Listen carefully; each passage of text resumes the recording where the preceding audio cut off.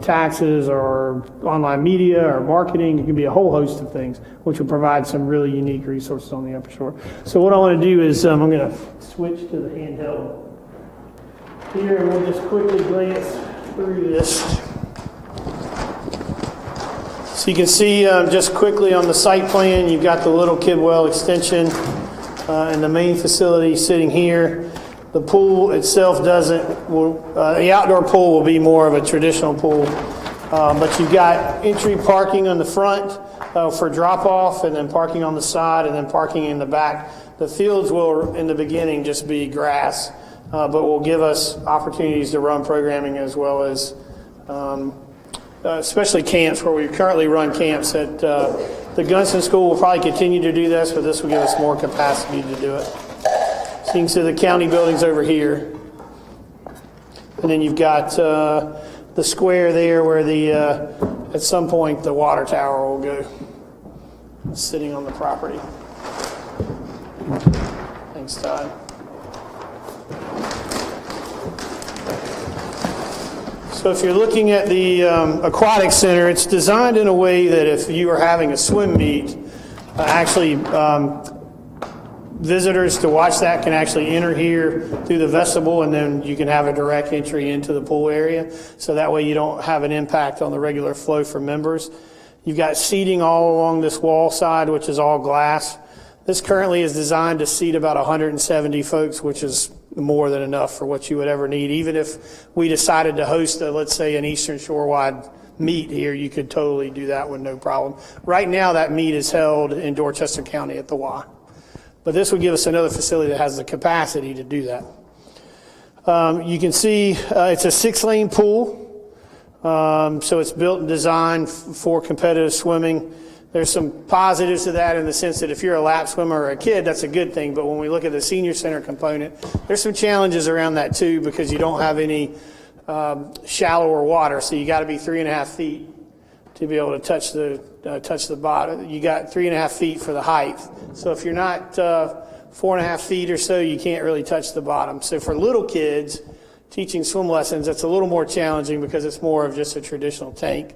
We have a second drawing for the pool that we're building in Kent County that has really a shallower area that's really easier for seniors to access, easier for teaching kids to swim. Obviously, there's more cost involved with that, but as the senior center component to this really started to play in, and what we realized was the pool's really not designed in a way that it's going to really benefit, by and large, our seniors, because it's designed to be more of a cold water pool for competitive swimming. You also, and we'll come back to that here in a minute. If you go into the lobby and down, you'll see the reception area, and then right off to the left, you can see a large conference room, a small conference room, and some office spaces. This will be the spaces that are utilized for this small business development center, and so that could be used for, let's say, if we were doing a training or a community leader was leading a training, that they could utilize these spaces. There's also a focus going to be around fiscal stewardship and fiscal management, especially for youth, and so these spaces are multifunctional. And then you go down the hall, you can see Stay and Play. This is where families can drop off their kids while they're participating in programs. As you go further down, you'll see another conference room and this open space, which is really for staff, and then these two offices here on the concourse, which will be dedicated for senior center offices.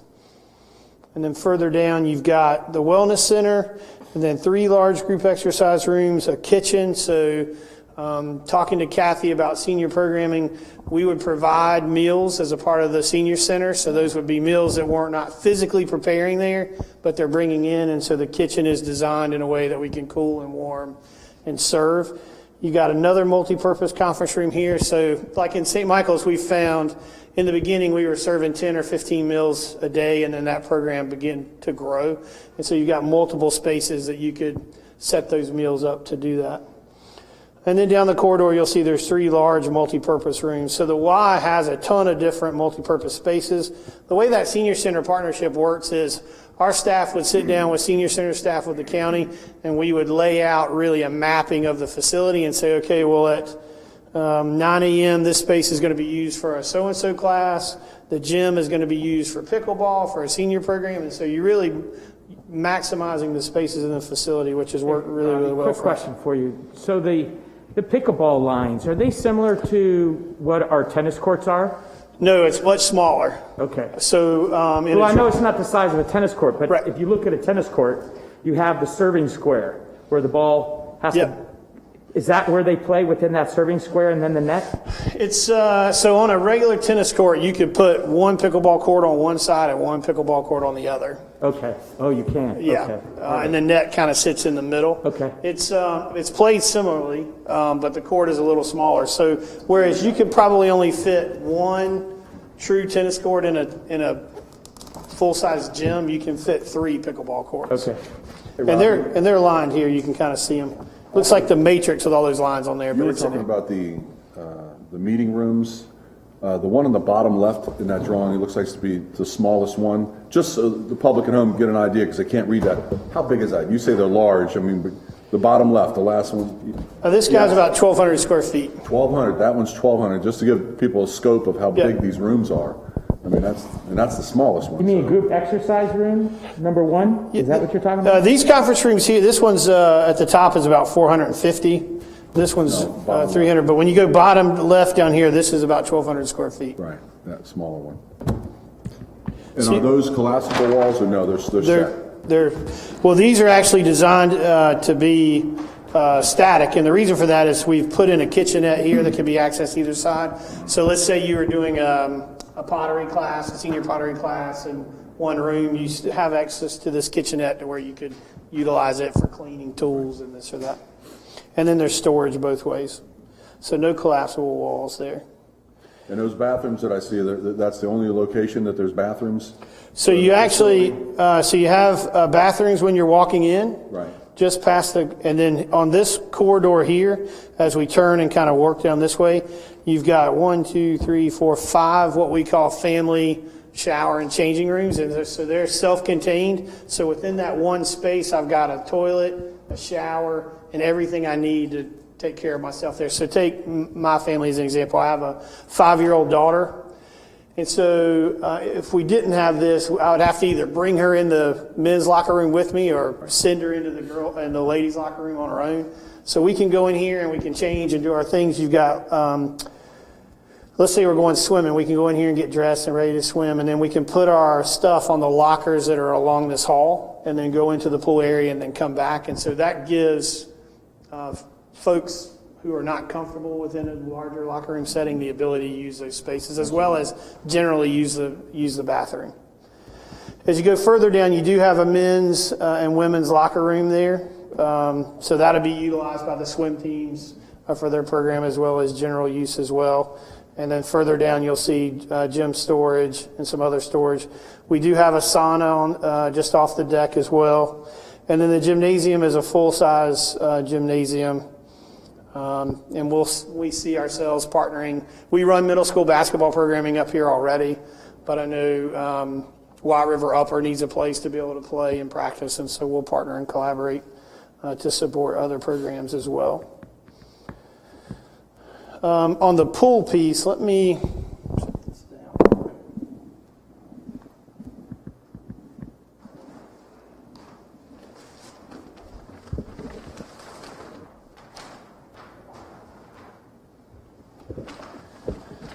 So Wilson, how are you, sir? Good? Yeah.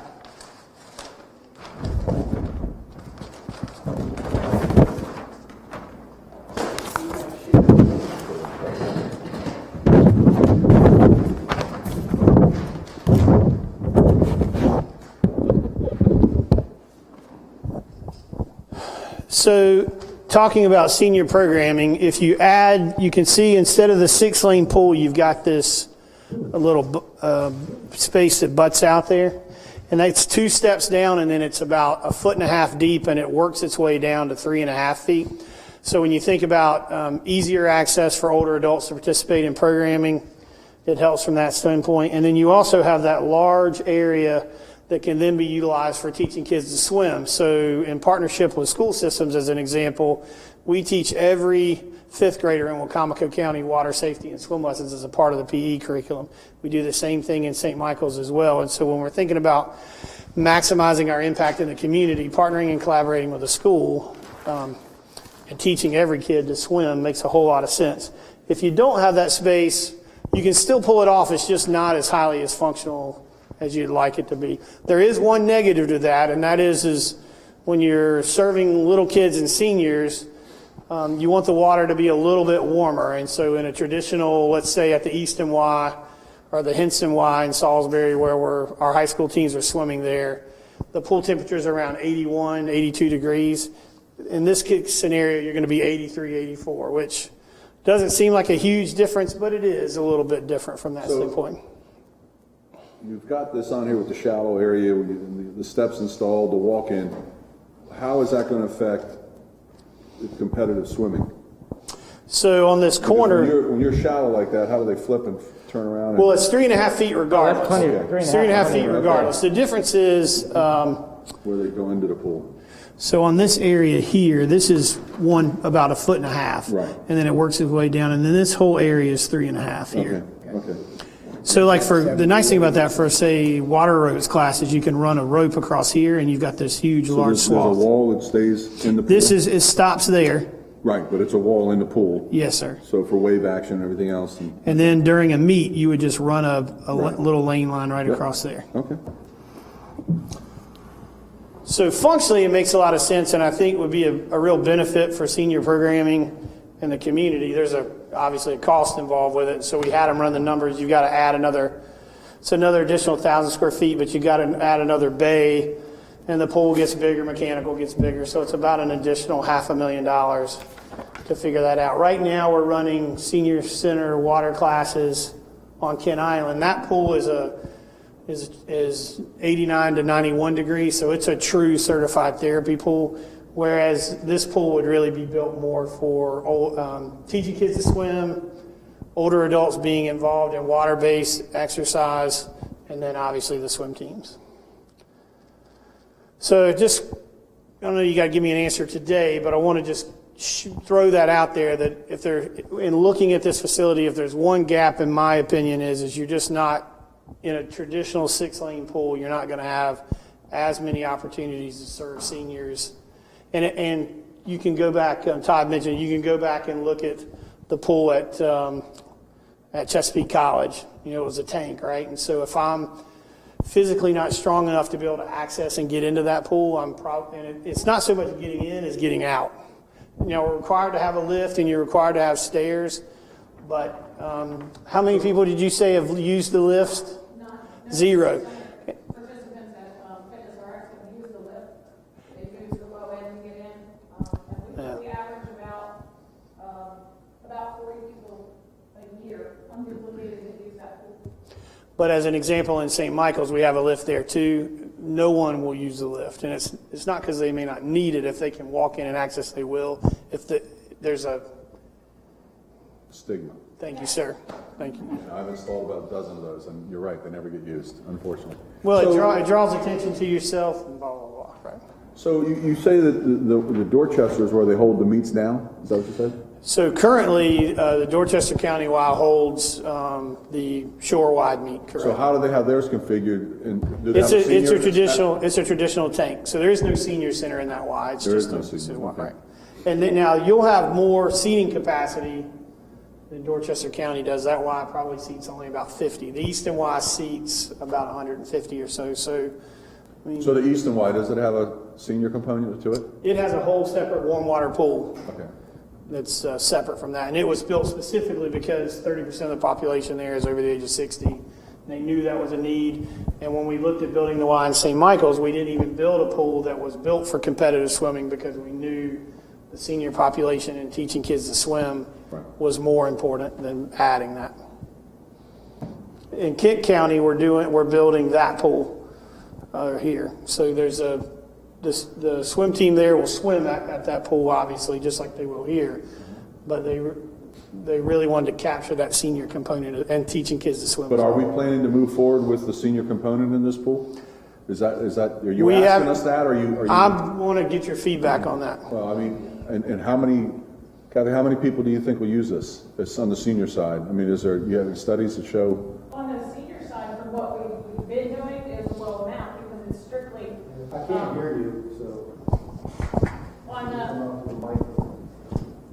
On the senior center side, it's strictly at the end of Kent Island at one small facility, so we're limited in the people that can go and the class times available. I think this would open us up a lot more in the central part of the county to provide more of those services. I don't have people going from Sothersville to the end of Kent Island to do class. I also would have to put a plug in for recreation because we traditionally had backyard pools. This would resolve a lot of those issues for kids to have, safe water instruction to, in our water community. So I think it would be highly used. I don't have specific numbers of who would, but the program at recreation was huge for swimming lessons at one time, and it slowly dissipated because we don't have the resources to provide it. Same with the seniors, but you have a very active younger population of seniors who are wanting to do more things and don't necessarily need the warm therapy pool. They want a regular pool and want to exercise. So we're looking very forward to it. So the Perkins Y in St. Michael's, there's 4,000 people that live from Oak Creek Bridge down to Tillman. That Y serves 3,000 people, so about 2,500 Y members and another 500 senior center participants. And those classes in that very small community typically have 30 people in every class pre-pandemic, and they have about 20 right now. So what we found is that, as you get older, having a warmer water pool that can help you from a low impact standpoint is nice. And then obviously, if you have a really cold pool, all the little kids are blue-lipped because they're on the side of the pool until they can get in. So it's a better teaching environment as well. I know they do the exercise classes. They do the exercise classes at Mears Point. So I know they get folks that go in the morning to take the aqua classes. But when the pool closes in Labor Day weekend, and that's it, then where do they all go for their aqua classes? So, and they're probably looking at the number of folks and the age. I'd probably say they're in their late 50s, early 60s that are doing this class and older. So I'm sure there'll be a need in the wintertime for sure when those pools close and those aqua classes are not available anymore. An indoor facility would be great. So where do you Highly used. Where do you stand now? Where are we in the process? I mean, these are the plans. Is the plan to build the entire structure? Yes, sir. I know one time we were talking about phases, but now we're. No, once we got the Radcliffe grant, the goal now is to build the whole thing. Okay. So with this pool, the key is to figure that out because obviously structural, mechanical, and everything else has to be tied to that. So you're kind of in Are or you you're looking out. for some direction from us about Yes, that? I am. Okay. Well, I mean, Because to that, it seems to make sense that. you just the only thing you're really giving up is you're going to have a little warmer pool. Right. So when you think about competitive swimming, it's going to be a little bit warmer than what a traditional competitive Which swim. translates to slight more on the exhausted side. I mean, So you'll sweat in the pool. Right. A warmer body of water, you'll sweat. So you're not going to host a Olympic trial there because it's the water would be too warm. But it's not, as I get a said, true home pool advantage for our teams. it'll be better Always conditioned. practicing in the right? warm water. Yeah. Okay. Do we know what Mike Calvadas is charging us to have our swim teams practice there? I don't know. My understanding is that, I don't know the exact number, but it's pretty astronomical, and it comes out of the athletic director's budget. But I know it's somewhere in the range of $7,000 to $9,000 a year for our swim teams to compete. Yeah, that sounds and about practice right. there. I was going to say around 10 or so, 10,000 a year for the swim teams. Yeah, I think that's in the ballpark. Yeah. So as I said, I don't know that I need an answer today, but within the next few weeks, we need to kind of be able to figure that out because, Commissioner Moran, to your point, next steps are sizing that appropriately and then working on finalizing pricing. But Well, it only seems to make sense to put the senior component to it. I mean, that's just more Well, it is uses. going to be a senior center too, right? So Right, that I mean, wasn't but part of it's- the plan years ago, but it is If you're not now. swimming competitively, you know, and like you said, the smaller kids, and you need a safer area for them, it's a no-brainer to me. I mean, I don't know if you need a vote or a motion I don't or, need a vote, but it'd be good consensus-wise. Consensus, yeah, we can think about it and talk about it, and go look at some other pools, and, or if you well, want to make a he knows decision them all. now. He just answered the question on all the other pools, and I I'm good with wanted it to the know way, how they were I'm good with doing it it. with the new component. I'm good. I'm good with it with the new component. I'm good with it. And I'm good with it. Steve's good with it. Okay. I'm good with it. Chris is really good with it. He's All looking right, so forward. we're going to add that to the plan and continue forward. The only other thing in the drawing is, I wish, yeah, if you don't mind showing some of the elevations, because I think that's one of my concerns. So, Commissioner Corporino, is your Speedo the Italian flag colors, is it? Yeah. Oh, he's an instructor. Very good instructor. You got the colored renditions, I think that people would understand. There you go. There we go. I guess that's what it is.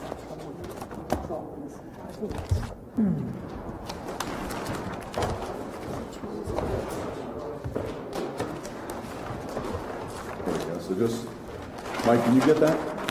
You able to get that? Any of that? I feel like I'm at a planning meeting. so this is the inside of the pool, obviously. Little humor there. And so as we mentioned coming in, you've got your bleachers and benches on this side. We'll add that other piece in, so this will change a bit.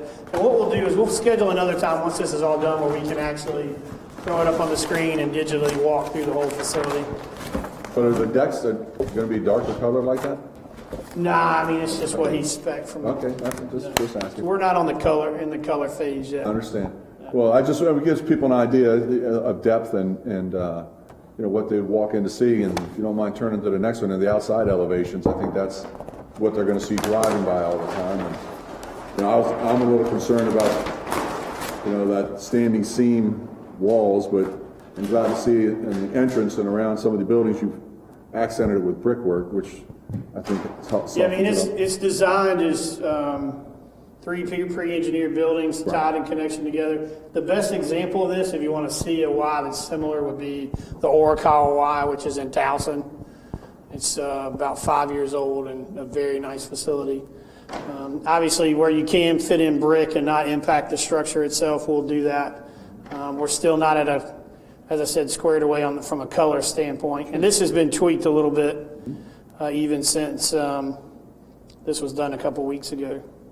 So we're going to go through traditional planning and zoning and all those processes as well, and we'll make sure we keep you in the loop as we go, for sure. Yeah. Looking forward to it. So you're thinking, hopefully in spring, start moving dirt. That would be the goal, yes, sir. Yes, sir. So we're working towards that timeline. If fundraising isn't easy right now in the middle of the pandemic, we can't really meet with folks. We have secured an additional $260,000 and made several other asks. So, we're approaching $8 million. So we're getting there. What do you think you're sitting at right now with the way it's drawn and 13, probably. Site work's going to be expensive. got to bring in a lot, Phil? Yeah, that's the lowest part of the land. You guys took the high part, we got the low part. So Todd took the.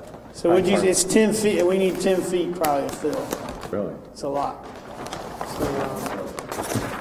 So I think that number was close to 2 million just to get the site right. So that's a big piece of it. Well, once you build it, though, you have the satisfaction of Mr. Wilson's going to owe you $1. As long Yeah. as you get it done within that 10-year time frame. You know, they say good things come to those who wait. Well, That's right. This ought to be awfully good. It's going to be great. Sometimes these things are a battle of persistence and patience. I agree with you. Like if it was easy, it'd been done a long time ago. So it takes it. And I think when you look at what this will be now compared to if it was built 7-8 years ago, it's vastly different in scope and size and impact. And so while time is challenging and it doesn't happen immediately, I think what we're going to end up having and how it serves the community is substantially greater than what it would have been right after. If someone would have wrote a check right after Chesapeake College closed, we would have had a small line, a pool, and that'd have been it. So So I think, it's going to have a tremendous, and at the end of the day, you want it to serve a ton of people, and it will. It's going to serve a huge population in the community. Let me ask you one question. If just by any chance the economic operating model, the sort of cash flow experience of this whole building didn't meet your expectations, how does the Y handle that? So we have 11 facilities across the Eastern Shore of Maryland. It goes into It's the whole... part of that. Yeah. Okay. So as long as the collective is good, we're good. So some Ys make a little bit of money and some Ys lose a little bit of money. That's good enough, all right. And Ys that are just starting out typically lose in the beginning because you have to build your base. I do understand. Yeah. So, but it's all part of the collective. So as long as the organization is good, we're good. So you mentioned that St. Michael's, I think it was the St. Michael's School, has a population of 3,000? The YMCA serves 3 of 4,000 people, so 3 and 4 people. So that same area here in Centerville, what's the population numbers there? So when we did our market study years ago, this Y was going to serve between 10 and 12,000 people. Okay. And when you add the senior center component into that, I think that's about where it'll be. So it'll be one of our larger YMCAs, if not the largest, based upon population. And way back in the day, there was some concern about whether people that live way out on Kent Island would drive. About 25% of the people surveyed said, man, that's a long ways away. Right. But 75% of the population said, yep, we'll go there. And if you look at the folks that live in the county and the travel they do now to be able to access services. Well, I got to believe, too, in inclement weather and late fall to late spring, they'll travel because it just, you don't have anything else, no other choice. What I think you'll see, too, is it'll be really the first real hub that brings kind of the 3 distinct communities together. So you got kind of center of the county here, and you got North County, and then the island. What you'll see is a more commingling of communities in one space. You may have answered this question before I got here, but what about if we get a vaccine, but a lot of people don't feel real confident because it's a 70% vaccine? How does that affect your...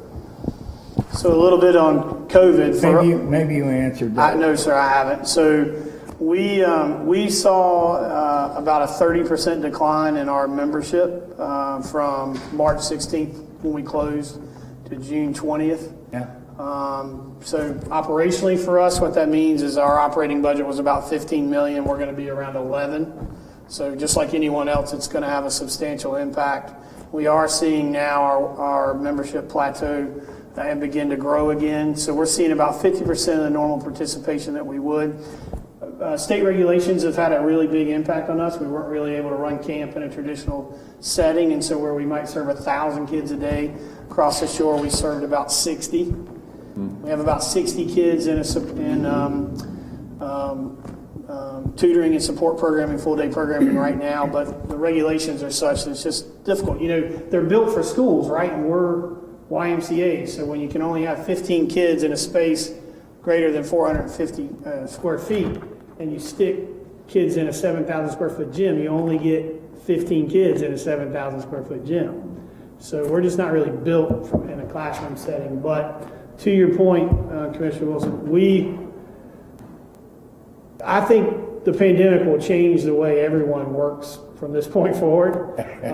But I do think if there's anything that we've learned through this is maybe we as a community took for granted the importance of just being around people and the opportunity to do that, and the Y is a community hub for that. And so I think while social distancing will be important, we're seeing members anytime they can and as they feel comfortable coming back.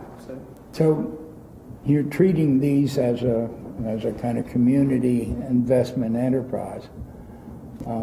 How is your experience if what was going on right now carried forward for 4 or 5 years? Would this thing be motoring on as before? You typically aren't building $13 million facilities in the middle of a pandemic, but our belief is there's a need, community need. We've been working at it and we'll continue to do it. And operationally... Yeah, I'm not questioning the need. What I'm questioning is something else, is whether the economic model works for this whole system, since it is the whole system has to work. Yeah, If you were in a pandemic mode where we were closed, no. So what impacted us was being closed for 90 days, as well as everyone else. But operationally, outside of that model, we'll be fine. okay. When you have to close, as a restaurant would or anyone else, when you have to close the doors, life gets a little bit tough. So I know I'm just till 5, so we'll continue forward. We'll add that piece in, the pool, and then continue to plug away. And that component for the pool will still include the access, the handicap access chair? Good. Yeah, Yeah, want to that's make sure required, even Yeah. with that. You'd have to have zero depth completely Okay. to be able to do that. And the challenge with that, having zero depth, is the slope has to be so long. Yeah. At the end of the day, you just don't have as much square footage. So you'd be better off to have 2 steps in and then capture all that 3.5 square feet for teaching and classes and that. Good. Very good. Thank you. Anybody else have any Good seeing questions? you guys again. Thank you for everything. Thank you, Rob. Thank you, sir. Yeah, thank you, Robbie. Very well. Thank you, sir. Thank you, sir.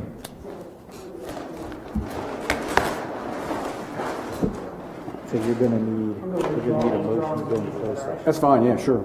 Yep. Good seeing everybody. Y'all have a good day. Likewise. Take Take care. care. So I'm gonna make a motion that we go into closed session. Second. All in favor? Aye. Opposed? So moved.